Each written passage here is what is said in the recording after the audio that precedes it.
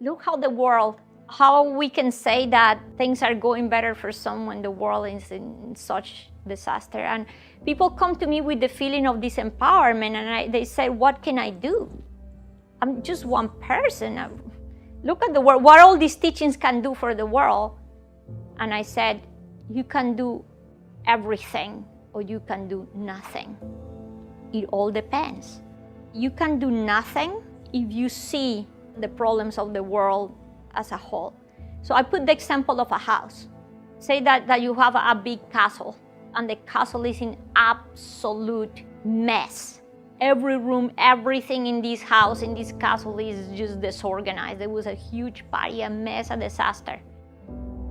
The moment that you think that you can clean all this house in one morning, in 1 minute, in one moment, the feeling of overwhelming is such that you will become disempowered. What can you do? Nothing. So you cannot see the problems of the world as a whole, because then you disempower yourself. But the moment you think, oh, what if I start room by room? What if I start by clearing up the kitchen? What if I cannot even do the whole kitchen? What if I start by the table? And little by little, the moment you organize this space and you pat yourself on the shoulder, oh, I did this. So now you're putting that you're learning in practice. You're empowering yourself. I can do something. Peace starts with each one of us. The moment we expect that others do it, the moment I look outside and say, look at the mess outside, I cannot do anything, I lost the battle. But the moment I say, I am this being capable of loving, capable of giving, then now I am becoming that light. And each one of us can be the light in the path of each other. I am not a light that is going to work alone, because one light is easy to be blown away by the wind. But what if I start joining like we're doing here? Another person that already discovered, I have that inner light. I have that inner power, and all these lights start joining, and now we become a huge flame. And this is actually happening this moment in the world.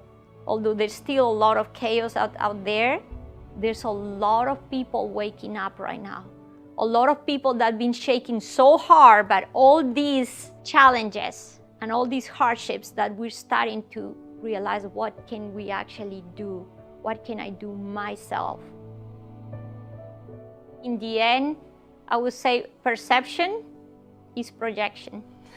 So we're perceiving what we project. If I am a person that is that state of anger and fear, and I see life with the eyes of hardship, that's what I'm getting back.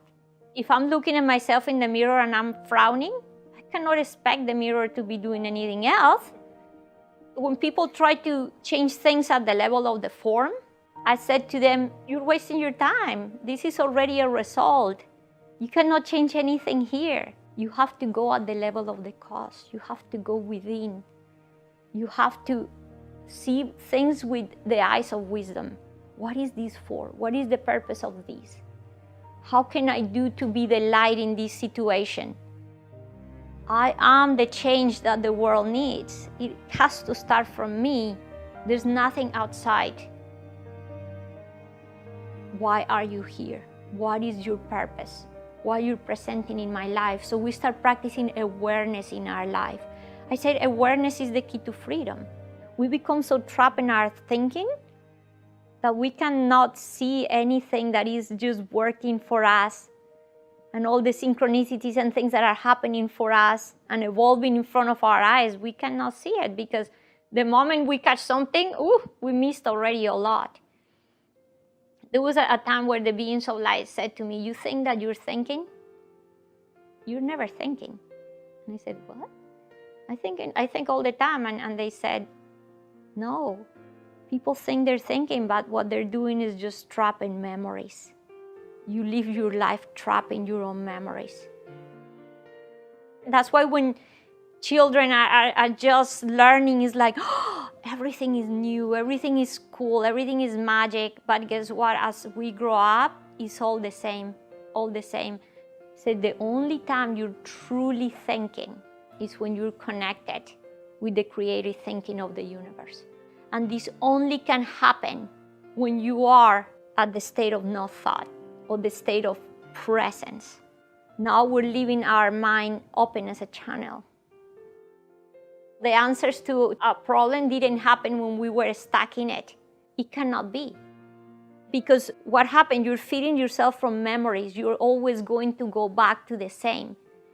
And the answer comes when we are out there in the park or relaxing, I forgot everything about it. At that moment you heard the birds, you're in a state of contemplation.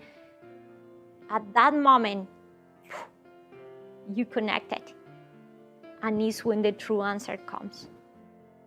I do some practice. One of my favorite practices now is I do walking meditation. I go in this road, I even close my eyes and I walk in the state of absolute awareness. I hear every bird, every leaf, I can sense the wind, I can hear every cricket, I hear my steps. So when you're going to be able to breathe right now, wherever you are in the state of presence. And now we start perceiving and seeing things with the eyes of clarity.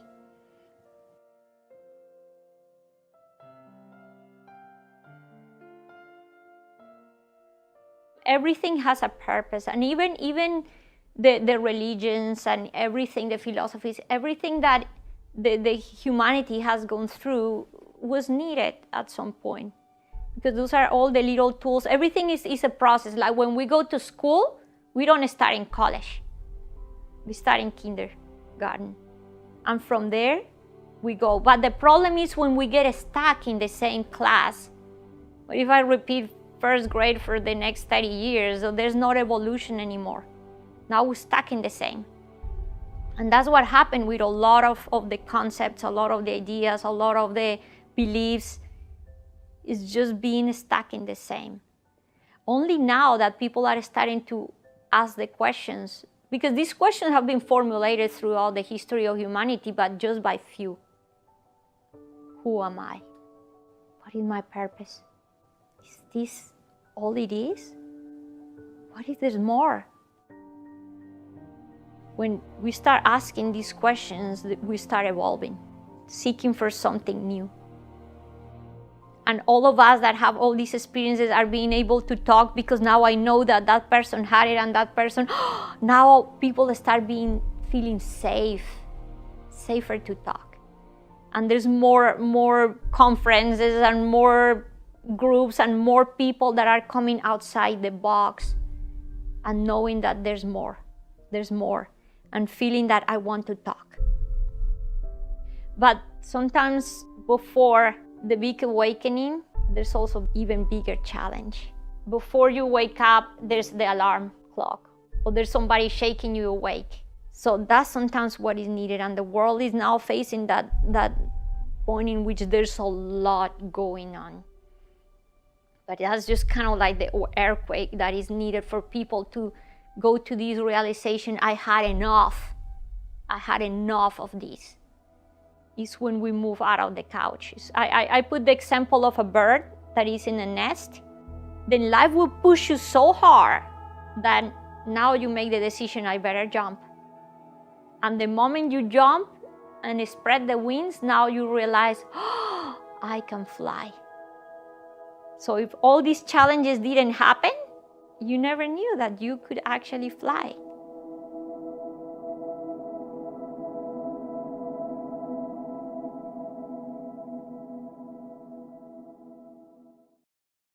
I was still looking for joy and peace out there somewhere. Who can bring this to me?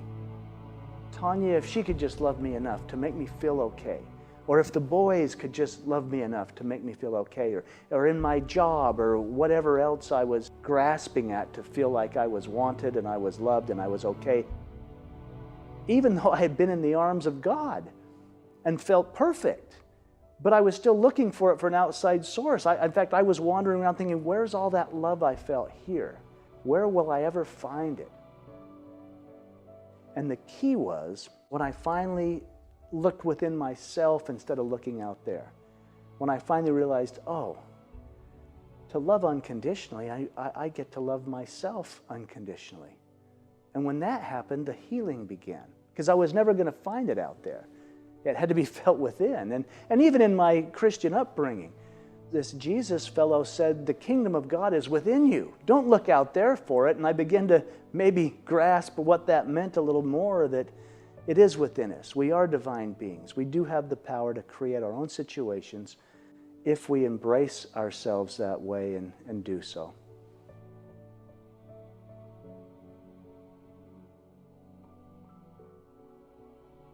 For many years, I didn't talk about my experience at all. I didn't want people to think I was crazy. And also, I felt it was just for me. It's like, this is sacred stuff. It's not lunchtime conversation to say, hey, by the way, I went to the other side and saw God, And so I just held it to my own self. I didn't share about it. I didn't talk about it. Very few people even knew that I had had an experience. But I was talking to a group of people, and it was a Sunday school class. I was teaching a class. And the subject was the love of God. And I began to get emotional, saying, oh, I have felt the love of God. I couldn't hold back the emotions because I was thinking of being in those arms. And there was a woman in the back that came up, and I knew her. She was a neighbor of ours, and she said, there's a lot more to your experience you don't talk about, right? And I said, yeah, but I don't talk about it. And she said, I think you should meet with a person I know. And it was a man at the university who studied near-death or out-of-body experiences. And I said, oh, no, I don't. And she said, please do this. So I sat down with him and shared what had happened. Of course, I'm just weeping. I hadn't talked of it much, and he was crying too. And when I finished, there was someone in the back that was with a publishing company and came up and said, you've got to write a book. And I said, no, I don't even talk about this, let alone write a book. And there was so many things falling into place, and there was this little whisper, I call it a whisper, that was saying, maybe that's why you're still here. And so it's really not about me, it's about healing. And if I can do something that makes a difference in the world with the catastrophe that happened, then that makes it worth it. Then that makes it in some ways okay, or at least a little bit better. I mean, there's so much division in the world. Everything teaches us that we're separate. You're of that political party, I'm of this one. You're a woman and I'm a man, or you're gay and I'm straight, or you're black and I'm white, there's all this segregation, all this division. The one thing that was so profound in my experience was the oneness, realizing that we are connected, that I am you and you are me, and that we're really here together. We're all in this together. There's no stepchildren in this family of God. And also the love I felt. I have embraced that love is the most powerful force in the universe. Love can heal everything, and it can heal anything if we can simply come together. And in many ways, too, I embrace that as well. I used to live in a fear that the world was going to end or God was going to come and fix it. Now I'm a firm believer that it's up to us, that we're divine, powerful beings. And that if we can embrace that love that is within each of us by loving ourselves and then loving others, that's the ripple effect. That's what creates heaven right here. There's nowhere to go or anything to be. It's to really embrace and love each other here, and suddenly that beautiful place becomes the ground under our own feet. The oneness, the connection that we have. And it doesn't matter who said it. There's been many masters, Buddha, Jesus, Muhammad, I don't care which one. Gandhi, Mother Teresa, it doesn't matter. The homeless guy on the street, we are all masters. You will never encounter someone that's not a magnificent, glorious, divine being. There's this whole great big universe. Universe. I love that because una means one and verse means song. There's this one big song. And each and every one of us have a part to play in that, a part to sing. And I sing at a tone that's far different than yours. And every tone comes together in the perfect melody, the perfect harmony. And it's already happening. We don't see it because we see ourselves as separate, but if we realized and stepped into the oneness that we already are, and sang our song so brightly and shined as we do. It's like the stars. Everyone has a different twinkle, but when you look at that Milky Way and that galaxy, you say, wow, look how beautiful it is collectively. Look how beautiful the stars are individually. And that's how we are. We're already that. There's nothing to become.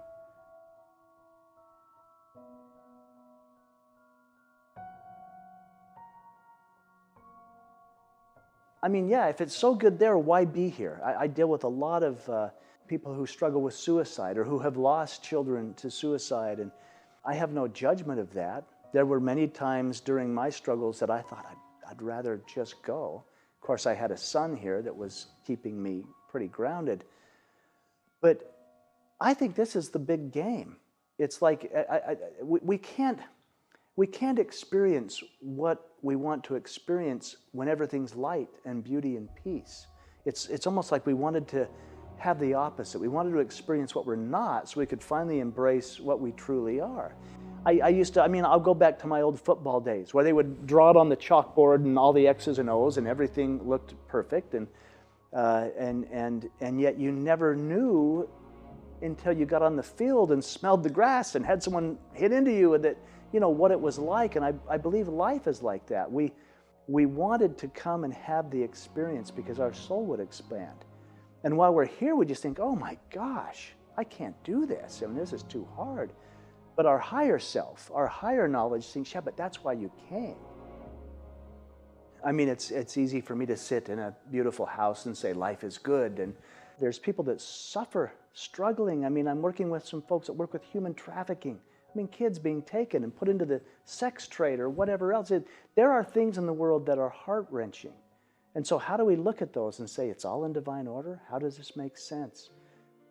I embrace it as a perfect opportunity to be love. How can I shine light in dark places? How can I embrace things and make a difference? And I realize I'm just one. I'm just one guy, but gosh, can I make life better for somebody today? Can I do something for someone?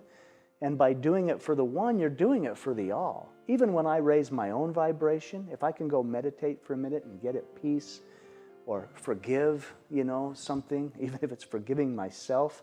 I forgive others very easily. The hard one to forgive for me is myself. That ripples out. It ripples out and affects the consciousness of all of humanity, but it comes down to choice. We live in fear. We're so conditioned with judgment or religion or even our parents or whoever said, well, you're a bad boy, you don't deserve that, that's not coming. Well, you've got to earn that, all these things that we have conditioned in our mind when in reality we are deserving. We are worthy, always. We're of great worth. And the earth is so beautiful. I mean, now, after having the experiences I had, I used to wonder about miracles. Gosh, how do you create a miracle? And yet now, I can go out and watch a sunrise, and it's an absolute miracle. Like heaven's right here. I see the flowers grow.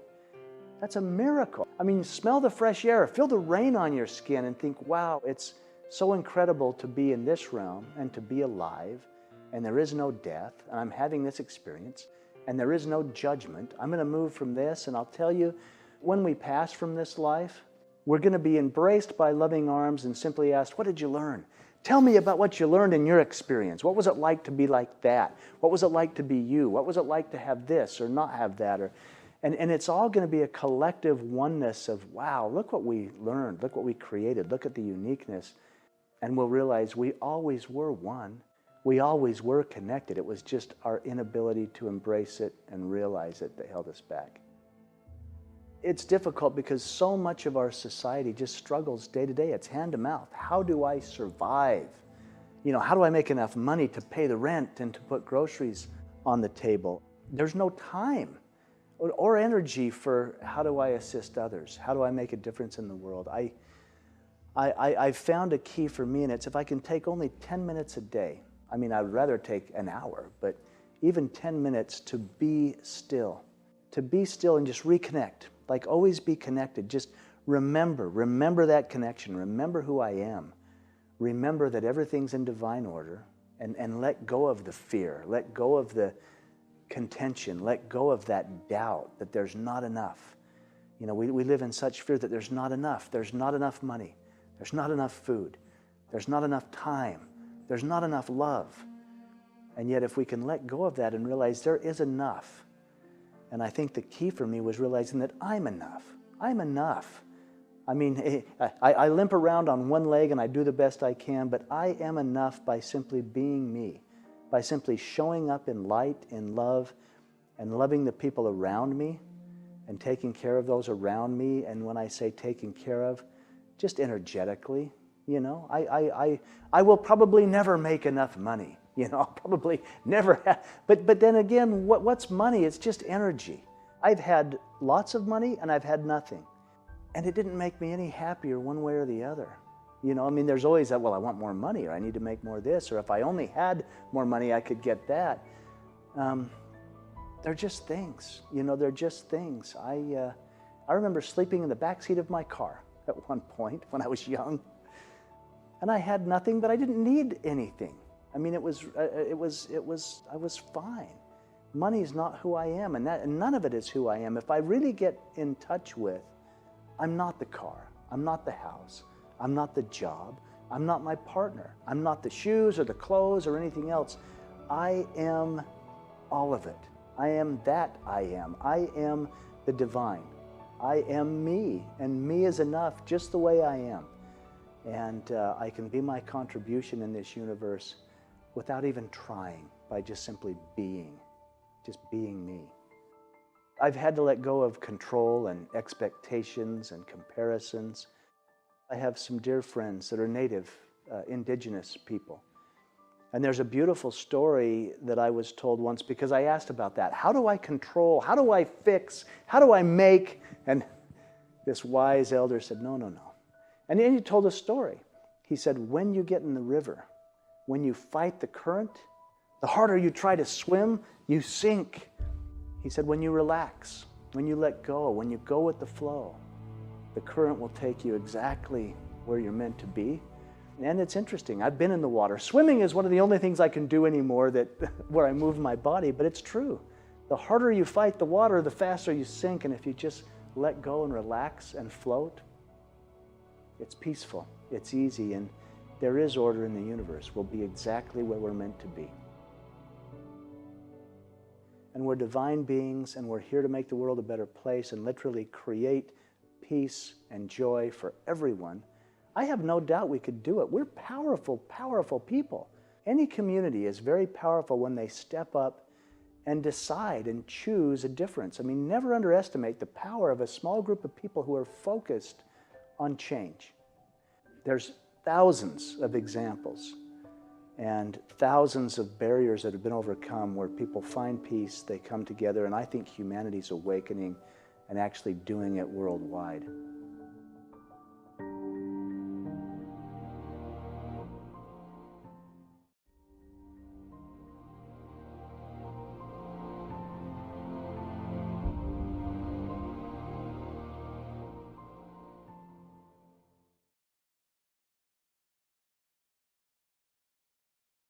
In the human world, we have just begun concepts of charity. The concept of retirement, it's an amazing concept. I tell you, that's a very simple metaphor for something a little more complex that's going on in all the universe. I mean, stars feed and destroy each other. There's a certain give and take in the universe. I tell you, at one point when I was with the light, I asked the light, I said, why are humans so dark and doomed? I was shown, given a glimpse into every human soul. I was given a glimpse, and there was no blackness at all. There was no evil whatsoever. And at that moment, I fell in love with humanity. There's always much more good going on than evil. It's just that our media, we're still coming out of survival. We haven't transcended survival yet, so we're constantly on the lookout for what we call evil. Just not too long ago, I was in an elevator, and a woman got on with this T-shirt that said, "The meek are getting ready." You can't put an actual time on this. That would be impossible to do. But I can tell you, it's so close now, it's in the blinking of a cosmic eye. And I got to see what's called the mass potential of humanity. And the mass potential of humanity is looking into the heart of humans. And there's goodness in every human heart there ever has been. I was rescued by the light, taken to the light, and like any good atheist that stands before the light, I immediately knew it was God. My first big question to the light that I perceived as God, and I won't even go into how the light feels because you know it and you've talked about it a lot. It's fantastic. My first question to the light was, why is humanity so dark and doomed? Why was this ever created? At that moment, the light breathed me into it, and suddenly I found myself in a mandala. Is the only thing I can tell you it looked like, an endless mandala of living human souls, of all the human souls that had ever existed. And in that mandala of human souls, I could look into every human soul. And you may not believe this, but I had a look in all of your souls too. All of you were there, every human soul that had ever been. And in that, I could see no evil, no darkness whatsoever. And then I was shown my soul, and there was no darkness, nothing that I suspected. It was not there. It was all an illusion. And in that moment, it was like an atom bomb went off, and everything that I ever knew was obliterated. And then these souls, and it was all of you too, gave me life again. These souls gave my soul life again. And in that, my soul was reborn. I had never received such love in my life as I received in the mandala of human souls with the light. I keep that love alive in my heart forever.